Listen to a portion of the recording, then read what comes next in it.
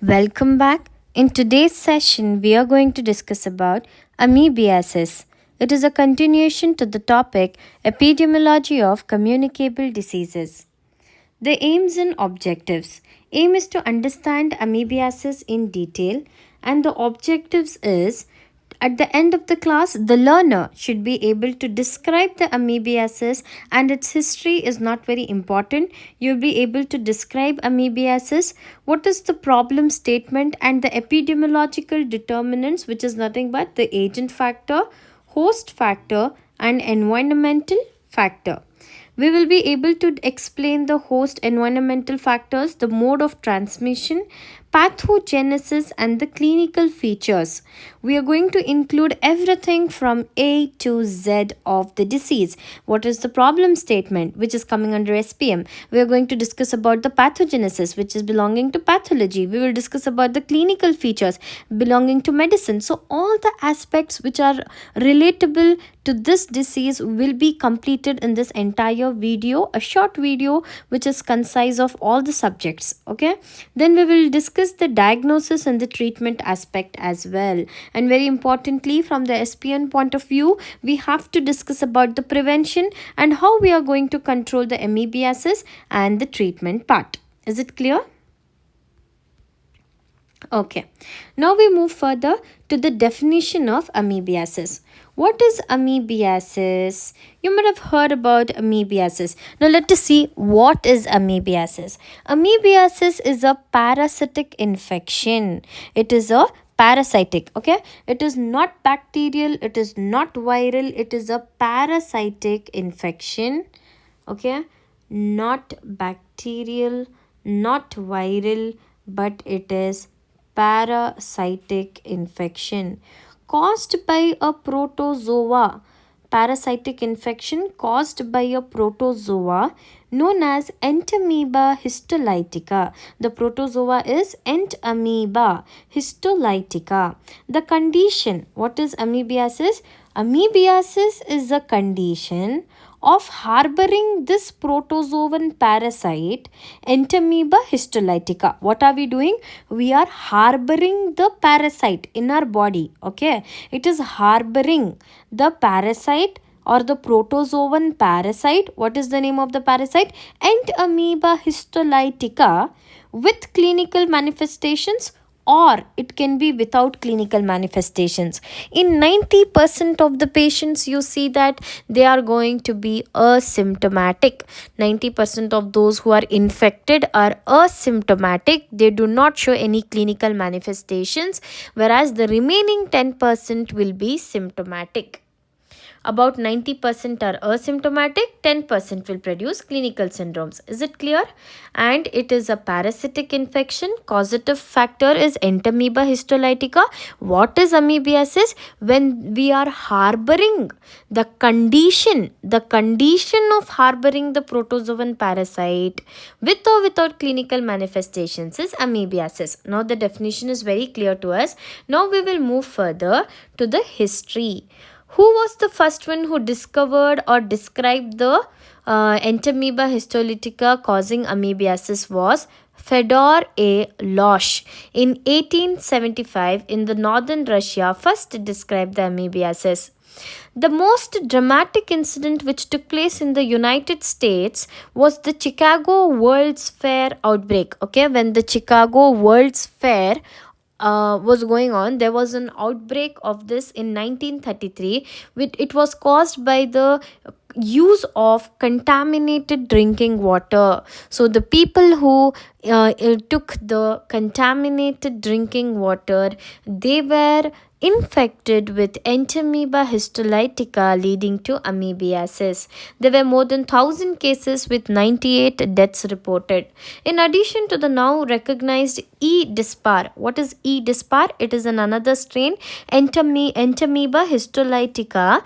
Under that, we have E. dispar, Entamoeba Entamoeba dispar. Okay, this Entamoeba dispar is an another strain. It is belonging to the different patterns of isoenzymes. Okay, and then this evidence shows that there were at least two other species of Entamoeba that look same in humans. That is Entamoeba moshkovisci, Entamoeba bangladeshi. The reasons these species haven't been differentiated. So today we should know many of them, but most commonly we know about Entamoeba histolytica, not very known of Entamoeba bangladeshi. We have not heard of Entamoeba moshkovsky. So all of these are less known. It is because of their reliance on appearance.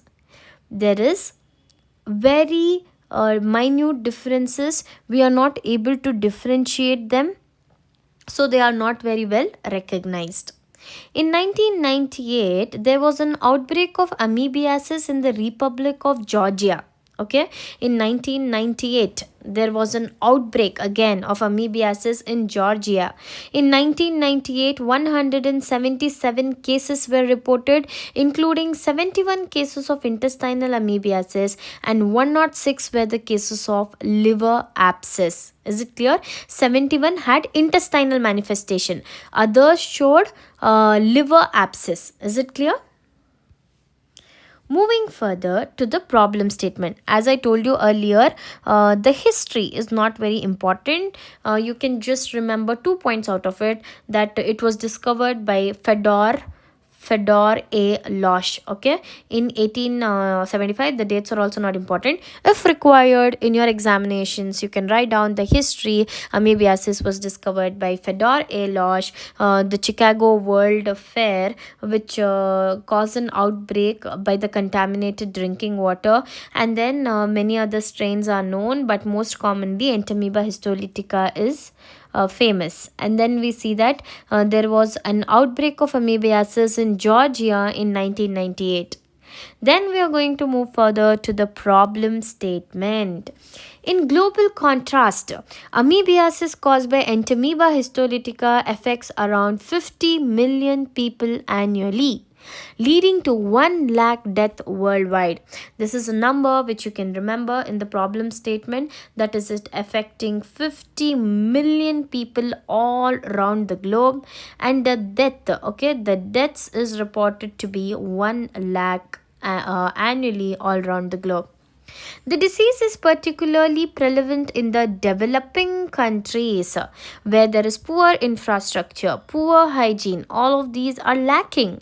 So there is poor sanitation, poor hygiene practices, especially in the tropical areas, subtropical regions. In all of these places, the disease has become more prevalent. A study in India highlighted the significant risk factors for amoebiasis are poor living condition, unhygienic toilet facilities, and a history of infection in the family members. Is it clear? The problem statement is so simple. We always panic with the problem statement. We feel it's too tough and we cannot remember it. In amoebiasis, it's so simple. You just have to write down the risk factors will include the unhygienic practices, poor sanitation, no proper toilet facilities. There is history of infection in the family members. So these were the thing, and it is more prevalent in the developing countries. Obviously, the lack of facilities is seen in developing countries, whereas the developed countries have the maximum infrastructure, and all the high grade of health facilities will be available. Hygiene, sanitation, there is eradication of all slums. Everything, the buildings are so good, everything is so good in the developed countries, whereas in the developing countries they are still in the struggling phase. Too many people in the slums, overcrowded places, leading to the spread of Entamoeba histolytica. And simple number, 50 million affected annually and 1 lakh deaths. Okay, next we will move further in India. Now we are coming to India. What is the status in India? It is generally agreed that amoebiasis affects about 15% of Indian population. You can see here, it is affecting 15% of Indian population. Amoebiasis has been reported throughout the India. Okay, it is reported throughout all the states in India. The prevalence rate is 15%, and it is ranging from 3.6 to 47.4%. Okay, in the different areas it varies. It can range from 3.6. Okay, the prevalence rate can range from as low as 3.6 and as high as 47.4%. Is it clear? This is all about amoebiasis in India. The prevalence rate is 15% and it can range up to 3.6 to 47.4. Next, we'll move further to the epidemiological determinants. You have to have in your mind is epidemiological determinants is a triad. It includes agent factor, host factor, and environmental factor. You can put this chart and cover up the space. You can write down. So far, you wrote the definition. It is a parasitic infection, protozoan, which is we are harboring the protozoan in our body and we are presenting with clinical manifestations or no clinical manifestations. Then 90% are symptomatic, 10% are asymptomatic. Then you're moving further to the history. Feder A. Losch discovered it. And then you will move further to the Chicago World Fair. It was recognized that there was an outbreak from the intake of the contaminated drinking water. You will move further in your examination. Write down about what? The problem statement. All around the India, 50 million cases. All around the globe, 50 million cases. And 1 lakh deaths. In India, 15% prevalence rate ranging from 3.4 to 47.4. Is it right? 3 point? Let's revise again. What is it? 3.6. Okay, 3.6 to 47.4%. Okay, so far we made a quick revision also. We recalled the points. We are all good to go further. That agent factor. We know the agent factor from the introduction. What is the agent factor? You yourself can tell it now. Amoeba histolytica. Amoebiasis is caused potentially by the pathogenic strains of Entamoeba histolytica. The recent studies showed that Entamoeba histolytica is differentiated into at least 18 zymodemes. So I told you that they have different isozymes, isn't it, in the start? The 18 zymodymes of Entamoeba histolytica is nothing but the different patterns of isozymes. Okay, what is isoenzymes? Enzymes with similar function but they have a different structure. Structurally, they are a little different, but the function is one and the same. They were used to these isoenzymes which were functioning differently. Which were appearing differently but functioning the same. They had different structures of these enzymes. They were used to differentiate between the pathogenic and non-pathogenic strains of the parasite. Okay, that's not very important in your examinations. If you don't remember all of the 18 types and what is the cause of this, you can just mention simple agent factor is the different pathogenic strains of Entamoeba histolytica. Moving further, Entamoeba histolytica will exist in two forms. What are the two forms? We have vegetative trophozoite form and cystic forms. What are the two? Vegetative form is nothing but the trophozoite form and the cystic form. Now we'll see these trophozoites are forming the ulcers in the large intestine. Okay, all of these we'll discuss further. For now, just remember the vegetative form and cystic form. Moving further, if you require, let us just know a little about the trophozoite and the cystic forms. For that, you have to see the life cycle of amoebiasis. So in the intestine, you can see in the large intestine, they are forming the ulcers. So how are these ulcers happening? The trophozoite, which is an active form, and cyst is nothing but the resting form. The trophozoites are living inside the colon. They are moving, feeding, and they are multiplying there. Typically what? The trophozoite, the active form, it is entering into the large intestine, the colon, and they are eating, sleeping, feeding, multiplying, everything there, moving about. So before they leaving the body, what do these trophozoites do? They will turn themselves into a cyst. They will put on a coat, a covering, a tough one, so that they are moving out of the environment now. Through the intestines, through the anus, through the rectum, they are flushing out through the stools. So now They are moving into the environment. What do? They put on a coat, a tough one, so that they encyst themselves. They turn into cyst. The trophocytes, when heading out of the body, is turning into a cyst. They are wearing a tough coat, and so that they can survive in the outside environment. These cysts will come out in the stools of the person, and this is how their infection is spreading from one person to the other person. When another person is eating or drinking the same contaminated drink water or the food which is containing the cyst, this cyst will enter the new person's stomach and reach the intestine. And after reaching the intestine, these cysts are opening up and slowly the trophocytes are coming out. And these trophocytes again settle in that new person's intestine, mostly on the surface. Then, if they invade deeper, and they will cause the ulcers, especially these ulcers are seen in the cecum, ascending colon, in the rectum, sigmoid colon. Okay, few trophocytes, what do? From there, from the intestine, they will reach the liver, other organs. Then that is how they cause the liver abscess. Is it clear? Outside the body, the trophocytes will die off, so they do not spread the disease. But only the cyst, which is having a tough covering, they are responsible for the transmission. Isn't it beautiful?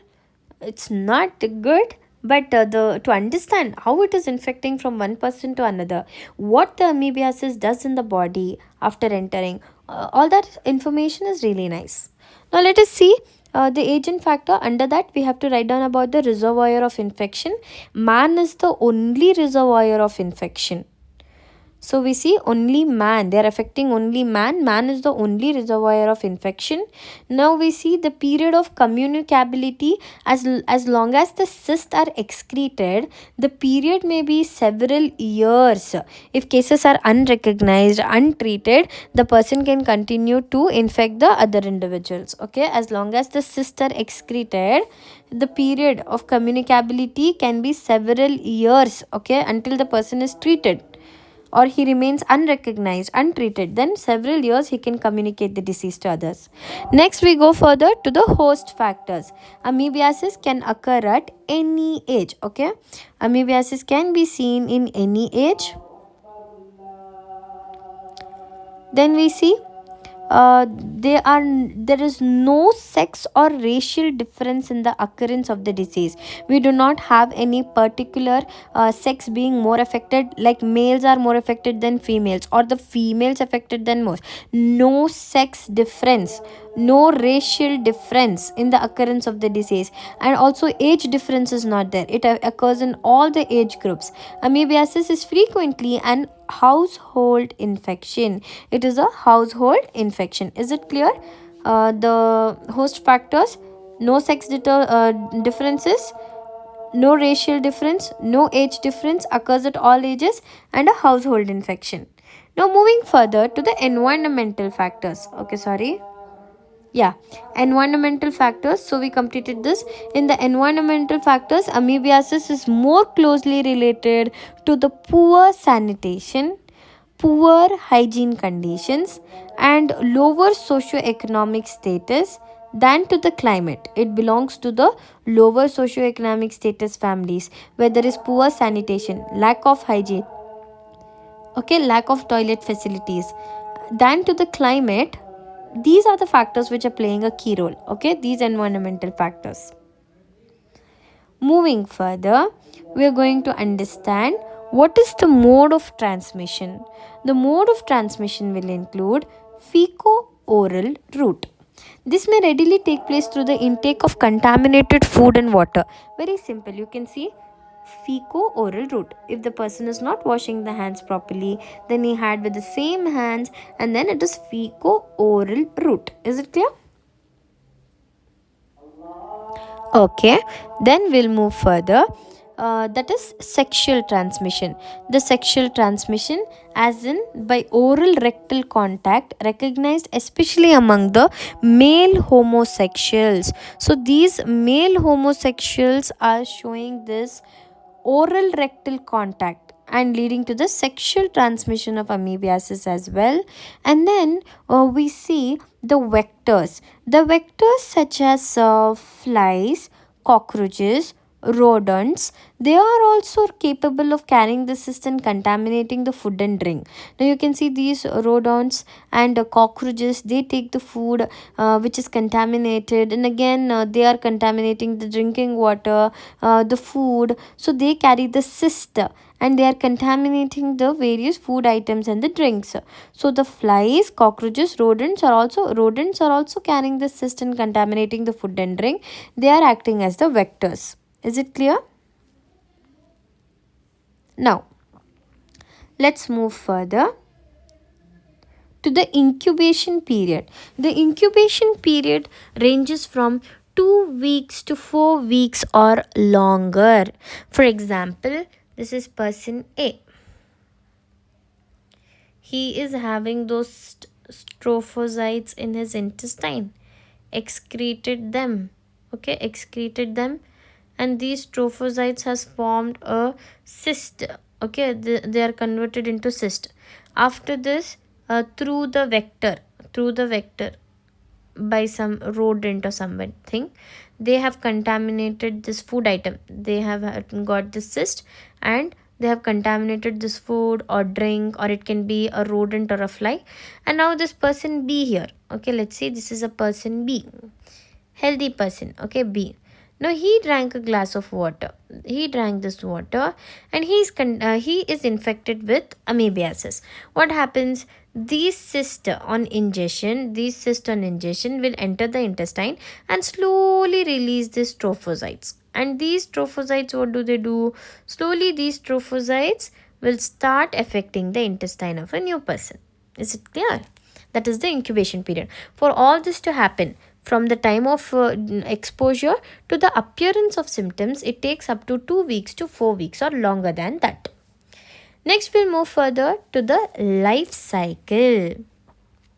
In the life cycle, we see the mature cyst, encystment, trophozoite. Now first I will go step by step. First, we will start with the mature cyst. The mature cyst is the infective form. This is the form found in contaminated food or water. You can see this mature cyst. I'm sorry. Yeah, I got it. Here, what did we have in the first place? A mature cyst. Discuss about it first. This mature cyst is the infective form. Firstly, it is infective. It is the infective form. It is found in the contaminated food or water. It is tough. It survives outside the body. Then comes ingestion. In the ingestion, excistation, when the person eats or drinks the cyst, when is eating or drinking the cyst, it is known as excistation. And this cyst reaches the stomach and the small intestine, and the cyst opens up. That is known as excistation, and it is releasing the trophozoites. Once it reaches the intestine, what does it do? It releases those trophozoites. Can you see here? Yeah. The mature cyst, by the method of excistement, through the entry, the person is intaking this mature cyst through the contaminated food or water. It has reached the stomach or the small intestine, and then what happens? These trophozoites get released, and then they will release these trophozoites which are entering the large intestine, and they become active here. They multiply, then they live there, move about, feed, etc. And then the trophozoites now can take up two pathways. The first one is they can stay in the intestine. That is known as encystation, where some trophozoites are turning back into the cyst. Whereas these cysts also can be passed out of the stool, and this is how the infection spreads. And the rest of the trophozoites, they will invade the intestinal wall, and they will break the intestinal lining, causing the ulcers. They usually affect the cecum or the ascending colon, whereas the last few which are left will take up the extra intestinal spread. They enter the bloodstream, then they'll go to the liver. You can see here they are going to the liver, they are going to the lungs, brain, and these complications can occur in severe infections. Okay, is it clear? You can see here from the mature cyst, in once there is encystment, there is immature cyst turning into a mature cyst, and the others will relieve the trophocyte. These trophocytes can stain the intestine causing ulcers, or they will enter into the liver abscess, in the lungs, and then in the brain. Okay. Now we will move further to the pathogenesis.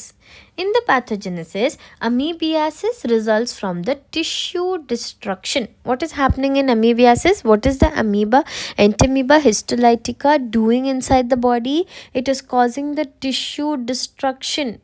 It is causing the tissue damage by three main events. What does it do? It causes the direct host cell killing, or it causes inflammation and parasite invasion. Like we discussed, what does it do? It causes the ulcer formation, isn't it? It causes ulcer formation, killing the cells, necrosis, inflammation, and there is a parasite invasion causing liver abscess, affecting the lungs, pleural effusion, and cerebral edema in the brain. So all such infections and also can be seen. Now we move further to the pathogenesis. There is ingestion of the cyst. It causes excistation in the small intestines. When the person eats or drinks, it goes into the small intestines and the trophocytes are released.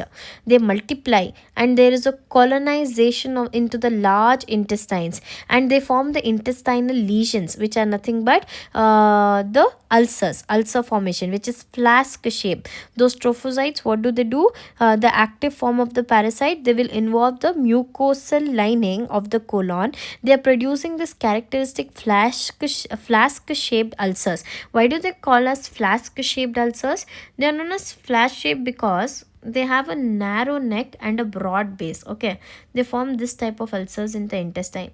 Narrow neck and broad base, narrow neck with a broad base. So this sort of ulcers are seen, flash shaped ulcers. And then once they form the ulcers, they invade into the muscularis mucosa, submucosal layers, and this amoeba is burrowing into the deeper layers of intestine. Okay, it is burrowing deeper, going to the muscularis mucosa, and also sometimes reaching the submucosa muscularis layer, and it is causing the thrombosis of the blood vessel. The invasion can also involve the blood vessels, leading to thrombosis, blood clots, and there is subsequent tissue death, necrosis as well, because of the lack of the blood flow. Is it clear? And then there is a necrosis of the bowel wall, this vascular compromise and the tissue destruction. Since there is thrombosis, the blood supply is compromised. There is tissue destruction. All of this is resulting in the necrosis of the bowel wall. And then we have toxic megacolon. Toxic megacolon is nothing but a potential life-threatening complication where there is severe inflammation and injury. It is causing the non-obstructive dilatation of the colon. This is leading to perforation and eventually sepsis and death. Is it clear? I'll just quickly note down for you the pathogenesis. Basically, what's happening?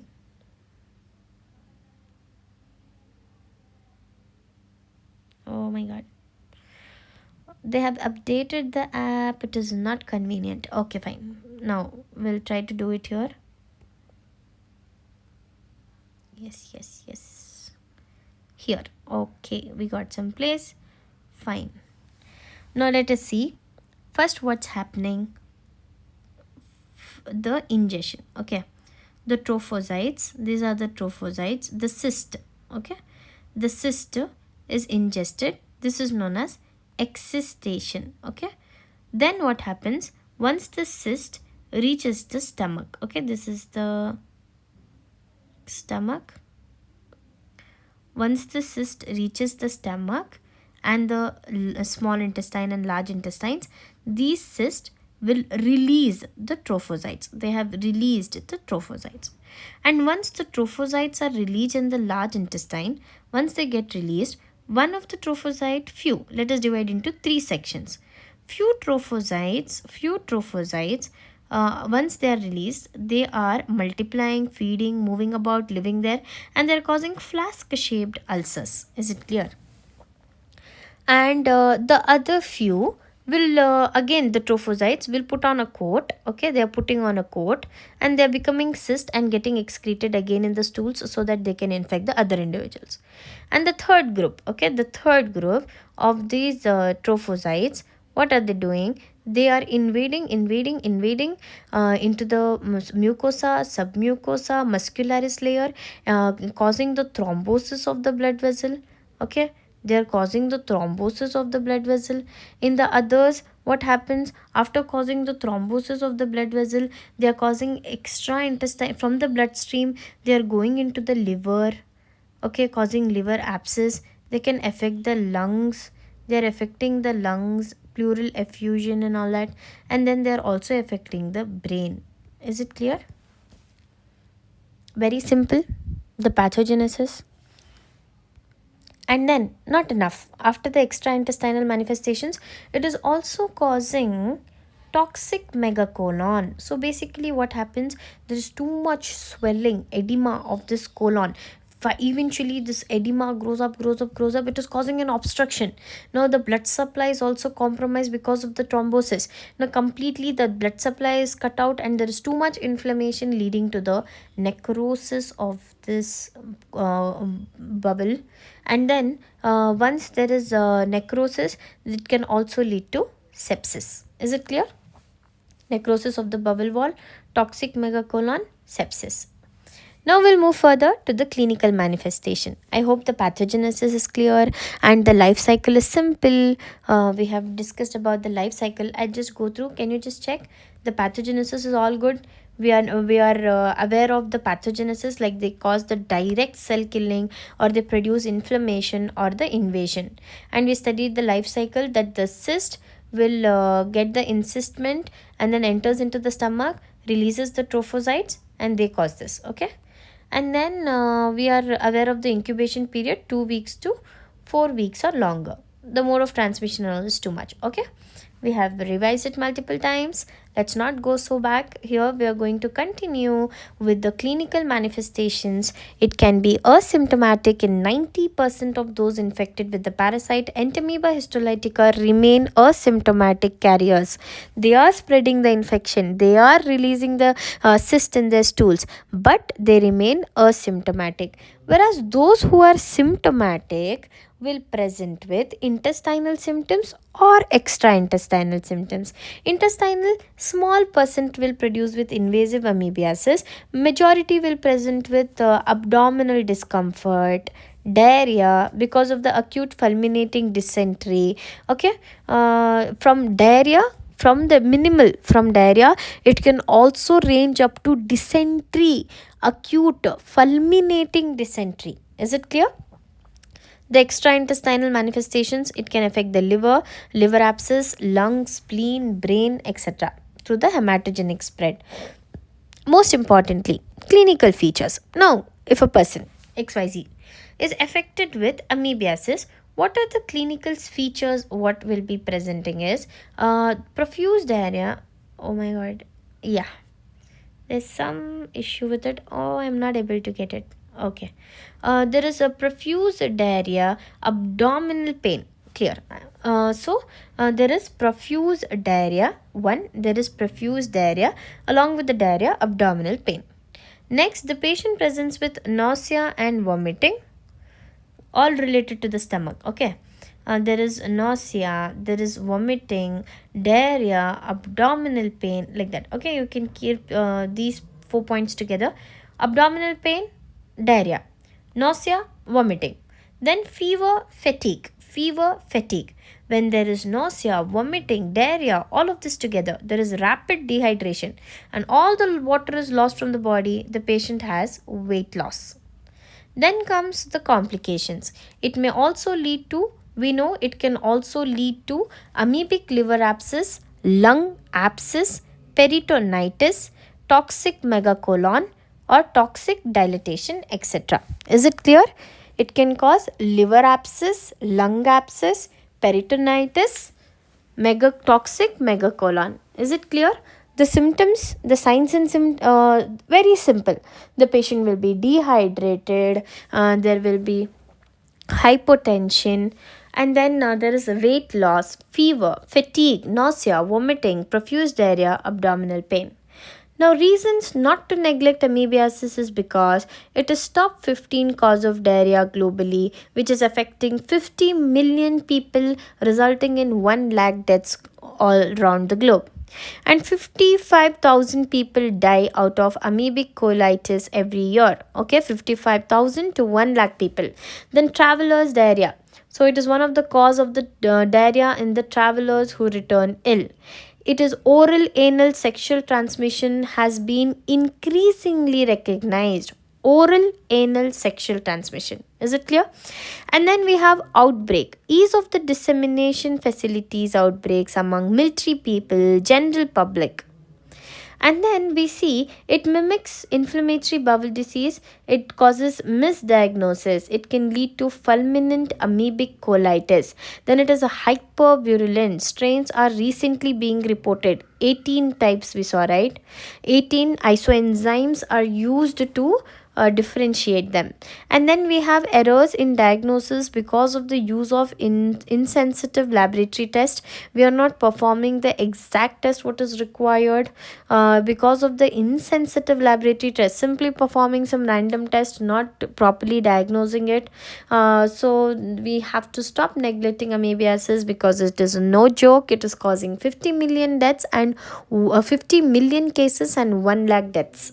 And we see only 1% class of drugs available to effectively treat invasive forms of disease with no alternatives. We see that if the person becomes resistant to tinazole or metronidazole, no alternatives are frequently found. There is no alternative if resistance is developing, and only one class of drug is available to treat the invasive form of the disease. No vaccine is available to prevent the infection or decrease the disease's severity. We know that it is not eradicated. So many cases are found even today. So no vaccine is available to prevent this infection and decrease the disease severity. Moving further to the prevention and control, the primary prevention includes preventing the contamination of food, water, vegetables, fruits, etc. with the human feces. We need to prevent the contamination of our drinking water, of the edible food, fruits, vegetables with the human feces. Safe disposal of the human excreta. The sanitation is also very important nowadays. With the introduction of the sanitary latrines, it is easy. Initially it was very difficult. The human excreta was coupled with the elementary sanitary practices, else before it was not possible. People used to have open defecation, which was leading to the more spread of the infection.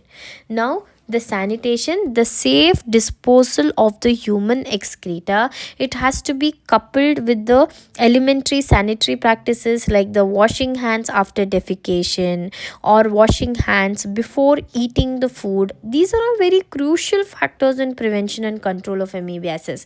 Is it clear? Main importantly, fecal route. So if the person, if he has a proper washing of the hands after stool or proper washing of the hands before eating food, so all of these are very crucial. Okay. And then we see water supply, the protection of water supplies against fecal contamination. So what happens, basically what we use the chlorine in normal amounts, which the cysts are not killed by the normal amounts of the chlorine whatever is used for the water disinfectation. So the sand filters have been quite effective in removing this amoebic cyst. Therefore we have to do the water filtration and the boiling of the water. They are more effective than any other chemical treatment. Is it clear? What is important? Sand filters, water filtration, boiling the water before intaking. All of these are far more better than the chlorine treatments. Okay, then comes the food hygiene. Environmental measures should be undertaken for the protection of food and the drinks against the fecal contamination. The uncooked vegetables and the fruits should be disinfected with the aqueous solutions of acetic acid, or like the full strength vinegar can be used. Okay, we have to disinfect the fruits, vegetables with full strength vinegar. In most instances, the thorough washing with the detergents in the running water will remove this amoebic cyst from the fruits and vegetables. Is it clear? How can we ourselves protect from the amoebiasis? One, most importantly, wash your hands thoroughly, and then it is through the feco-oral contamination. So the vegetables, the fruits, uncooked vegetables, they have to be thoroughly washed with the vinegar or running water, and then use those detergents, washing detergents in running water will remove this amoebic cyst from the fruits and vegetables. Since food handlers are the major transmitters of amoebiasis, they should be periodically examined. Very important. Okay, the food handlers, like we know that in cases of typhoid, the typhoid Mary killed so many people with the food she used to prepare. So she was a carrier. So we have to keep examining those food handlers, because they are the major transmitters of amoebiasis. They should be examined periodically. They have to be treated. They should be educated regarding the food hygiene practices like hand washing, etc. Then comes health education. Health in the long term, a great deal can be accomplished through health education of the public. So now through this video, it is reaching so many people out there. They are going to listen about it. They are going to educate the family. Now I will educate my family, tell them wash your hands before eating, very important, else you will be affected with a lot of infections and amoebiasis. So you are going to listen to this and spread it to too many people. You tell your friends, you tell your family, you educate your people, and then the physicians educate the patient. That is how the teachers educate the children. Therein education throughout the long term, it is going to be a great deal. It can cause a great deal if it is accomplished through health education of the people. Rehydration is very important because the patient is presenting with nausea, vomiting, diarrhea, then dysentery in rare extreme cases. So the rehydration of the patient is important. Then comes the secondary prevention. Secondary prevention includes the early diagnosis. Early diagnosis can be done by demonstration of the trophocytes which are containing the red cell is the diagnostic. What is the diagnostic? Demonstration of the trophocytes. Let me write it down. Demonstration. Okay, this is the red cell. Demonstration of trophocytes. These are trophocytes. Okay, demonstration of trophocytes containing red cells. Demonstration of trophocytes containing red cells. Okay, these are the trophocytes containing red cells. Demonstration of trophocytes containing red cells. This is a characteristic diagnostic. They are most readily seen in cases of fresh mucus which is passed per rectum. And the microscopy, we see that microscopy has to be performed. We see the microscopy has to be performed in cases of early diagnosis. The red cell trophocytes which are containing red cell is diagnostic, and the microscopy has to be performed immediately. The absence of pus cells in the stools may be helpful in differentiating from shigellosis. Okay, the serological tests, they are often found to be negative in cases of intestinal amoebiasis, but if in case they are positive, they provide us a clue about the extra intestinal amoebiasis. And then what are the tests which we are using? Indirect heme agglutination test. This is the most sensitive test. Okay, indirect heme agglutination test. Okay, indirect heme agglutination test. And we have most sensitive serological test, indirect heme agglutination test. Newer techniques will include, the newer techniques you can see here, they will include the coagulation techniques, then counter immunoelectrophoresis, ELISA, enzyme linked immunosorbent assay. These are the newer tests: ELISA, IHA, coagulation. then serology, antibody detection, and antigen detection. Now we'll also see what are the PCR test is also used to detect the DNA of the Entamoeba histolytica. The travel history is taken, and the samples what are collected for all these tests, that is IHA. What is IHA? Indirect heme agglutination test, and we have ELISA, enzyme linked immunosorbent assay, coagulation test, counter immunoelectrophoresis, etc. So what are the samples which are taken? We have stool samples. The three consecutive samples are taken, and then we have biopsy material from the ulcers. If the ulcers are invading the mucosa, submucosa, forming flash shaped ulcers, so they are taken. The biopsy is taken from these ulcers through the colonoscopy, sigmoidoscopy is done, and in cases of liver abscess, we have to aspirate and take the aspirate and examine. The serum is collected. Okay, we have serum, sorry, and pleural fluid, pericardial fluid, and sputum. We have pleural fluid which can be collected, pericardial fluid, and sputum. Then comes the serology, antibody detection, antigen detection, ELISA, IHA, and coagulation. Then we see for amoebic liver abscess and other metastatic lesions, we can also perform the radiological examination, radioisotope tracing of the liver. The radioisotope tracing of liver, ultrasonography of the upper abdomen, USG is done, CT, MRI, CT scan, MRI scan of the abdomen is done. Is it clear? A pyogenic abscess, you can see in the liver, it has caused the liver abscess. Liver abscess is nothing but the pyogenic abscess. It is pus filled cavity by the infection. Okay, the infection can be caused by Entamoeba histolytica. Then lastly, we are going to discuss about the treatment aspect. In cases of symptomatic cases, amoebic colitis or amoebic liver abscess, the drug of choice is tinidazole or metronidazole. Tinidazole or metronidazole. Nidazole. All you have to remember is tinidazole and metronidazole. Okay. Tinidazole and metronidazole. Metro. Okay. Metro. Nidazole. Okay. T. Only T. Nidazole. And we have metro. Again, this is nidazole. Then what is the dose in cases of tinidazole? It is 2 grams per day. In cases of metronidazole, it is 750 mg for adults and 30 mg per kg for the children. How do we calculate? Age into mg per kg. Oh my god. Okay. Yeah, here.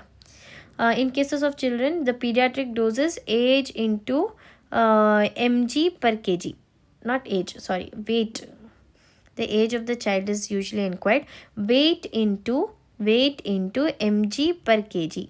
If the weight of the baby, let us consider the weight of the baby is 8 kg. 8 into 30 mg per kg. 240 mg is administered. 240 mg per dl. Okay, in cases of children. I've just taken an example. So that is how you're going to determine the weight of the baby and calculate the dose. So we are very aware that is the drug of choice is tinidazole and metronidazole. The dose is 2 grams per day in cases of tinidazole and metronidazole 750 mg per day, 750 mg in cases of adults and 30 mg per kg in children. Frequency 2 grams per day is given 3 times TID. Okay, and then tinidazole, metronidazole can also be administered TID, that is 3 times a day, and the route is oral. In children it is oral, and metronidazole IV is also available. And then we have duration, it is administered for 3 days. Metronidazole is administered for 5 to 10 days. Is it clear? I hope Amoebiasis is clear and you don't have any doubts. If you have any doubts, feel free to put them down in the comment section. And if you like the video, don't forget to hit the like button and subscribe.